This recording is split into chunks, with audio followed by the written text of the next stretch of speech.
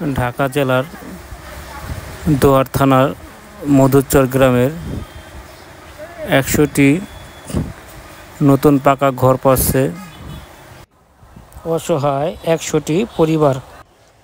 প্রতিটি ঘর দৃষ্টিনন্দন, খুবই সুন্দর এবং প্রতিটি ঘরে রয়েছে আলাদা আলাদা ওয়াশরুম। প্রতিটি পরিবারই তার নিজ নিজ ওয়াশরুম ব্যবহার করবে।